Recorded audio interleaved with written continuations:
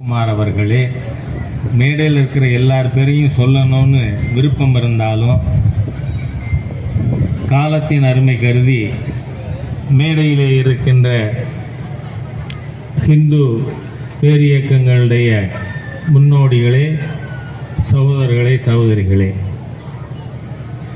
நாம் இந்த ஆண்டு விநாயக சதுர்த்திக்கு கொடுத்திருக்கின்ற தலைப்பு ரொம்ப பொருத்தமானது. ஒவ்வொரு ஆண்டும் வேறு தலைப்பு கொடுத்தாலும் இந்த தலைப்பையும் சேர்த்து வச்சுக்கணுங்கிறது என்னோட கோரிக்கை. காரணம் என்ன? ஆங்கிலத்தில் ஒரு பழமொழி உண்டு, an intelligent person learns from others' experience, but a fool does not learn even from his own experience. புத்திசாலி அடுத்தவர் அனுபவத்திலிருந்து பாடம் கற்றுக்கொள்கிறான், ஆனால் முட்டாள்கள் தன் அனுபவத்திலிருந்தும் பாடம் கற்றுக்க மாட்டாங்க. இப்போ நமக்கு பெரம்பலூர் மாவட்டம் வி களத்தூர் பற்றி சொன்னாங்க. இங்கே இருக்கிற மங்களத்தினுடைய அனுபவம்.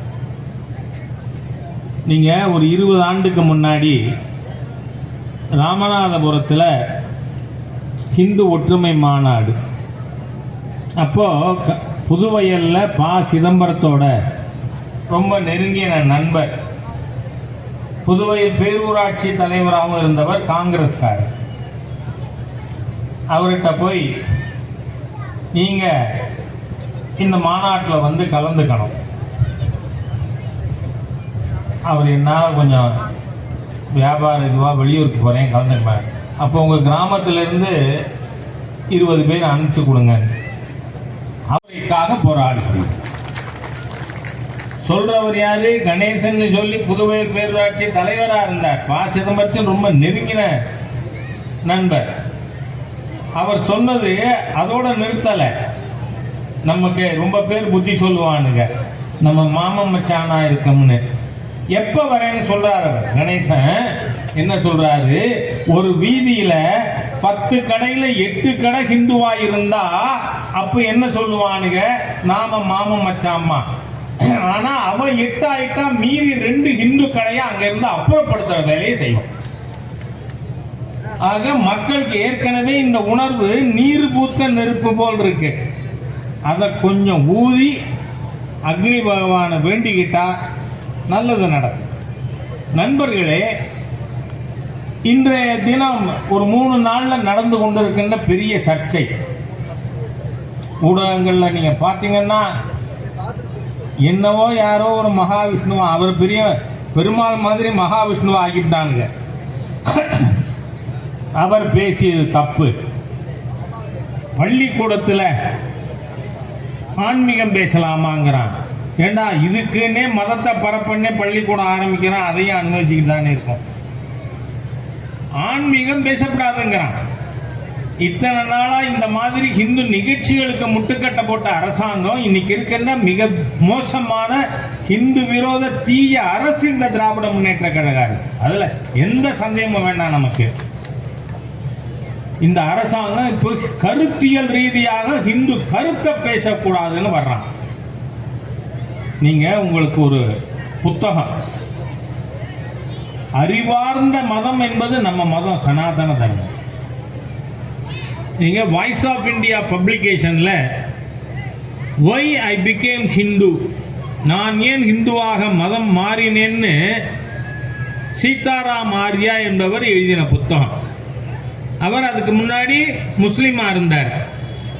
ஆரிய சமாஜ் மூலமா ஹிந்துவா மாறினதுனால அவர் பேரை சீதாராம் ஆர்யா அப்படின்னு பேர் வச்சுக்கினார். அவர் சொல்றாரு, நான் ஏன் ஹிந்துவாக மதம் மாறினேன்?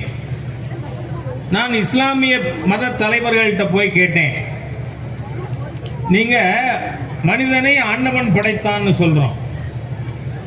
ஒருத்தன் பணக்காரனா இருக்கான், ஒருத்தன் பிச்சைக்காரனா இருக்கான், ஒருத்தன் மிகப்பெரிய அறிவாளியா இருக்கான், இன்னொருத்தன் மகா முட்டாளா இருக்கான், ஒருத்தன் ஆரோக்கியமா இருக்கான், ஒருத்தன் நோயாளியா இருக்கான். ஏன் இந்த வேறுபாடு, ஏன் இந்த பாகுபாடு அப்படின்னு உடனே அந்த முஸ்லிம் மத தலைவர்கள் சொல்றாங்க, it is will of God, அல்லாஹ்வுடைய விருப்பம். அதை எதிர்த்து பேச உனக்கு எந்த அதிகாரமும் இல்லை. அப்ப அவர் கேட்கிறாரு, இஸ் காட் சோ க்ரூயல்? ஆண்டவன் கொடுமை வாய்ந்தவனா? ஏன் அப்படி படைக்கணும்? எல்லாரையும் சமமா படைக்க வேண்டியதானே? அதுக்கப்புறம் நான் கிறிஸ்தவ பாதிரியார்கள்ட்ட போய் கேட்டேன். அவங்களும் சொன்னாங்க கர்த்தரின் சித்தம் அது, அதை நாம கேள்வி கேட்க முடியாது. அதற்கு பிறகு ஹிந்து சாது சந்நியாசிகளிடம் போய் கேட்டேன். அப்ப ஹிந்து பெரியவர்கள், சாதுக்கள், சன்னியாசிகள் என்ன சொன்னாங்க? ஆண்டவன் ஒன்றும் ஒருத்தரை பணக்காரனா, ஒருத்தனை ஏழையா, ஒருத்தனை புத்திசாலியா, ஒருத்தனை முட்டாளா, ஒருத்தனை ஆரோக்கியமா, ஒருத்தனை நோயாளியா படைக்கல. He is only a referee. நல்வினை செய்தவன் நல்லது அடைகிறான், தீவினை செய்தவன் தீயது அடைகிறான். அப்ப அவர் சொல்றாரு, since karma theory appealed to my intellect, I have become Hindu. ஆகவே இந்த கர்ம வினை இது என்னுடைய புத்திக்கு ஏற்புடையதாக இருக்கின்ற காரணத்தால் நான் இந்துவானேன். அப்போ புத்திசாலிகள் செய்யற வேலை என்னங்கிறத அவர் சீதாராம் ஆர்யா ஏற்கனவே வாய்ஸ் ஆஃப் இந்தியா பப்ளிகேஷன்ல நாம போய் கேட்டா கிடைக்கும். ஆகவே அந்த மாதிரி இருக்கின்ற இந்த உலகத்திலேயே மிக உயரிய சித்தாந்தம் நம்ம சனாதன தர்மம். அதுதான் கலி பூங்குன்றன் என்ன சொல்றாரு? கர்மா தேரி தான் அவரும் சொல்றாரு. தீதும் நன்றும் பிறர் தரவாரா? நீ செய்யற வினைப்பயன் தான் உனக்கு. தீது நன்றும் அடுத்தவன் கொடுத்து வர்றதில்லை. ஆனால் இந்த கருத்தியல் மக்கள் மத்தியில போகக்கூடாது அப்படின்னு ஒரு அரசாங்கம். நீங்க பாருங்க, முந்தானா பார்த்தா 200 காவல்துறை அதிகாரிகளாம், ஒரு ஏடிஜிபியா, 4 டிசியா, 4 ஏசியா. யாரை கைது பண்ண? ஒரு புள்ள பூச்சிய. ஒரு பள்ளிக்கூடத்தில் அவரு மோட்டிவேஷனல் ஸ்பீச் கொடுக்கிறவர், அவரை கைது பண்ண. அதுவும் அந்த ஆள் ஓடி ஒளிஞ்சானா? இல்லை. நான் இன்னும் ஃப்ளைட்டில் ஆஸ்திரேலியாவிலேருந்து வர்றேன், ஏன் உனக்கு அப்படியே கைதே பண்ணணும்னு வச்சுக்க, 2 கான்ஸ்டபிள் அனுப்பி கைது பண்ணலாம்ல. அவன் தான் சொல்றானே, சோசியல் மீடியாவில் பதிவு போட்டிருக்கான், நான் இந்த ஃப்ளைட்டில் சென்னைக்கு வர்றேன்.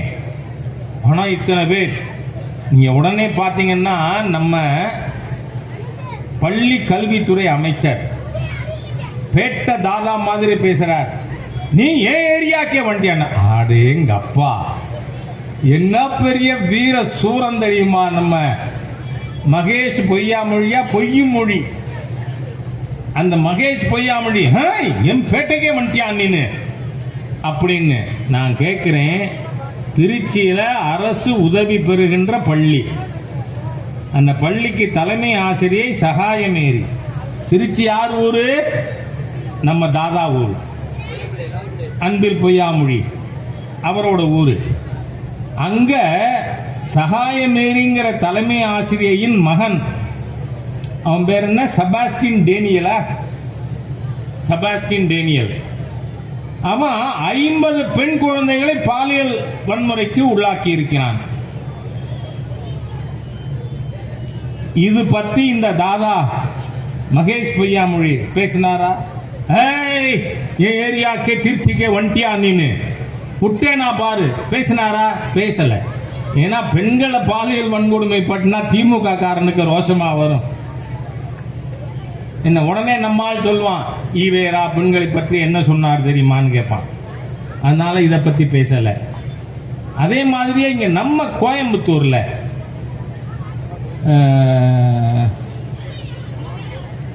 இதுக்கிட்ட நினைக்கிறேன் நான், குதிரை பந்தயம் நடக்குது, ரேஸ் கோர்ஸ். அங்கே ஒரு தொலைக்காட்சி யூடியூப் சேனல், அவன் யூடியூப்பில் அதெல்லாம் படம் எடுத்துக்கிட்டு இருக்கான்.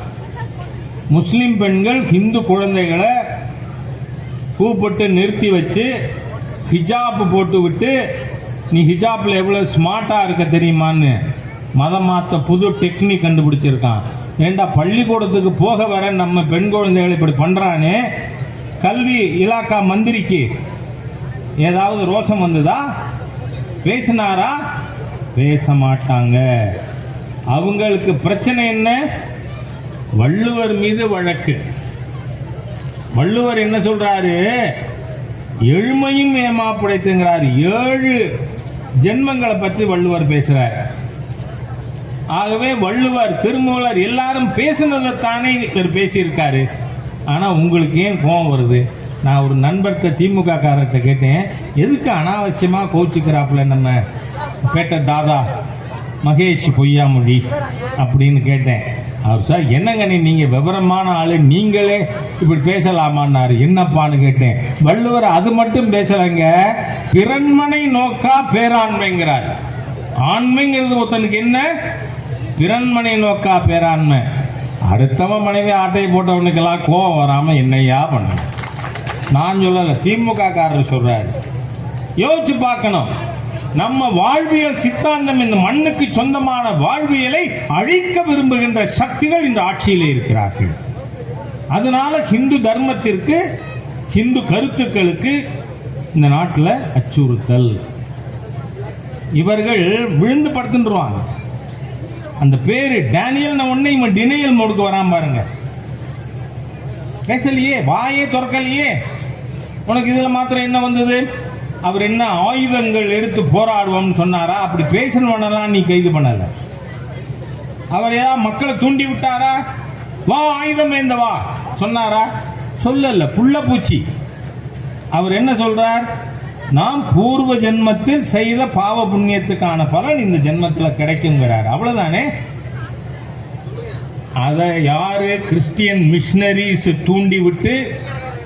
ஏன்னா இவர் பேசி 15 நாள் கழிச்சு புகார் வருது. அவர் ஒண்ணு முந்தானா பேசல. அது மட்டும் இல்ல, இவர்கள் எந்த மாதிரி மோசமான அரசாங்கம்ங்கிறதுக்கு இந்த சம்பவம் நடந்த, அந்த ஆர்கியூமெண்ட் நடந்த பள்ளிக்கூடம் சைதாப்பேட்டை மாடல் ஸ்கூல். ஆனா நீ அதுக்கு நீ டிரான்ஸ்பர் பண்ற, எவ்வளவு பெரிய அச்சுறுத்தல் பாருங்க. அயோக்கியத்தனம் இல்லையா இது? ஏன்னா அந்த அம்மா இந்த மாதிரி ஒரு மோட்டிவேஷனல் ஸ்பீச்சுக்கு ஏற்பாடு பண்ணியிருந்தாங்கன்னா, அந்த ஹெட்மிஸ்டர்ஸ், அவங்க பேர் என்ன, தமிழரசி,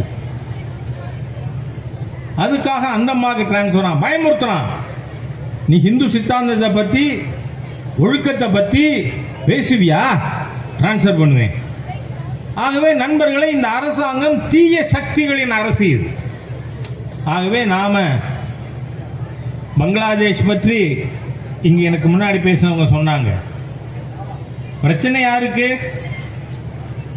பேகம் ஹசீனாவுக்கு எதிராக மாணவர்கள் புரட்சி. அவங்களும் முஸ்லீம் தான், இவங்களும் முஸ்லீம் தான். அப்போ உனக்கு அந்த கட்சிக்காரன் மீது நீ தாக்குதல் நடத்தின, புரியுது, ஏன்னா அரசியல் எதிரி. ஆனா அவங்க தாக்குதல் நடத்தினது எதுல? காளி கோயிலை இடித்தார்கள். ராமகிருஷ்ணா மடத்தினுடைய இஸ்கான் கோவிலை இடித்தார்கள், கொளுத்தினார்கள் கோவில்களை, நூற்றுக்கணக்கான இந்துக்களை படுகொலை செய்தார்கள், இந்து பெண்களை கற்பழித்தார்கள். நான் கேட்கிறேன், 2 இஸ்லாமிக் குரூப்புக்கு இடையில தானே சண்டை. நம்ம என்ன பண்ணோம்? அங்க இருக்கிற ஹிந்துவுக்கு நடந்தது அதுதான் இங்க நடக்குது. மங்களத்தில் நடக்குது, வீக்களத்தூர்ல நடக்குது. ஆகவே நாம யோசிச்சு பார்க்கணும். இந்த பாரத நாட்டில் நமக்கு எது தெரியுமா பாதுகாப்பு? ஒரு வீதியும் ஹிந்து பெரும்பான்மை வீதியாக நாம் பராமரிக்க வேண்டும். இல்லைன்னா ஆபத்து. நான் யதார்த்தத்தை பேசுறேன். எனக்கு மதவெறியே கிடையாது. ஏன்னா ஒரு ஹிந்து மதவெறியனா இருக்க மாட்டான். நாம யாரையாவது நீ என் மார்க்கத்தில் உனக்கு நம்பிக்கை இல்லைன்னா காஃபிர் சொல்றோமா? சொல்றதில்லை. என் மதத்தில் உனக்கு நம்பிக்கை இல்லை, அதனால நான் மைக்க கட்டி பாவியே சொல்றோமா? சொல்லல, சொல்ல மாட்டோம். ஏன்? நமக்கு நம்ம வேதங்கள் என்ன சொல்லி கொடுத்திருக்கு? ஆகாசாதி பதித்தந்தோயம் யதா கச்சதி சாகர். ஆகாயத்திலிருந்து கீழே விழுந்த மழை நீர் எப்படி கடலுக்கு போகிறதோ அதுபோல சர்வதேவ நமஸ்காரா கேசவம் பிரதி கச்சதி. நீ எந்த ஆண்டவனை வணங்கினாலும் அது அந்த நாராயணனுக்கு போய் சேரும். ஆகவே இந்த உலகத்திலே ஒரே செக்குலர் வாழ்வியல் இந்துக்களோடது. பாரத தேசம் செக்குலர் கண்ட்ரியா எதுவர இருக்கோ நாம் இதனுடைய ஹிந்து பெரும்பான்மை தன்மையை பராமரிக்கின்ற வரை. அதனால ஏதோ அவன் அங்க நடக்குது இங்க நடக்குதுங்கிறது இல்லை. தன் வீதியில கடைக்கோடியில் ஒரு வீடு தீப்பற்றி கொண்டால் புத்திசாலி என்ன செய்வான்? தன் வீட்டு கூரையிலே தண்ணீர் ஊற்றி வைப்பான். அதான் புத்திசாலி வேலை. அதனால இது மங்களத்தில் நடந்தது, வீக்களத்தூர் நடந்தது, செங்கோட்டையில் நடந்தது, ஆம்பூரில் நடந்தது இல்லை, நம்ம வீடு வரை இன்னும் வரல. ஆகவே நாம் இந்த விநாயகர் சதுர்த்தியின் பொழுது விநாயகப் பெருமானின் முன்பாக இன்று நம்மை ஆள்பவர்கள் யார், எப்படிப்பட்டவர்கள்னு நீங்கள் யோசிச்சு பாருங்க. இந்த அரசாங்கத்தில் மந்திரியாக இருக்கார் ஒருத்தர். அந்த ஆள் பல்லாவரத்தில் பேசும்பொழுது சொல்கிறாப்புல, நான் இந்த நாட்டின் பிரதமரை பீஸாக வெட்டிடுவேன். சொன்ன ஆள் மந்திரியாக இருக்கான். நம்ம காக்கி சட்டை போட்டவர் சம்பளம் வரணுமே, அதனால அவர் அவனுக்கு கார் கதவு திறந்து விடுறார், சல்யூட் அடிக்கிறார்.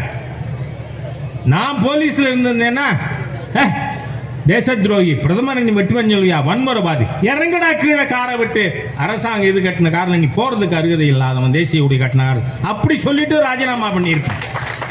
அப்படி சொல்லிட்டு, ஏன்னா அந்த மாதிரியான ஒரு விஷ ஜந்துவை தன் மினிஸ்ட்ரியில முதலமைச்சர் வச்சிருக்காருன்னா என்ன அர்த்தம்? முதலமைச்சர் அந்த கருத்தோடு உடன் வருகிறார் என்று நான் குற்றம் சாட்டுகிறேன்.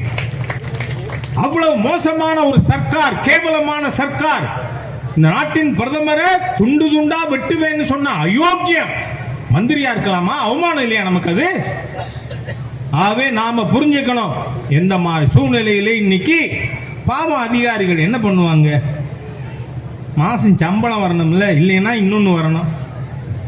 அதனால அவங்க அந்த சமூக விரோத தீய சக்தி வன்முறைவாதி பிரதமரை துண்டு துண்டா வெட்டுவேன்னு சொன்னவனுக்கு சல்யூட் அடிக்கிறாங்களே நம்ம அதிகாரிகள். அவ்வளவுதான் இவங்களோட தேசபக்திங்கனா. ஆகவே இந்த மாதிரியான சூழ்நிலையில் யாரால இந்த தேசத்தை காப்பாற்ற முடியும்? இந்த பாரத தேசம், பாரத தாய் நமக்கெல்லாம் தெய்வம். ஆகவே நாட்டுக்காக வாழ வீழ தயாராக இருக்கின்ற இந்த இங்கே கூடியிருக்கின்ற தேச பக்தர்கள், தேசிய உணர்வாளர்களால் தான் முடியும்.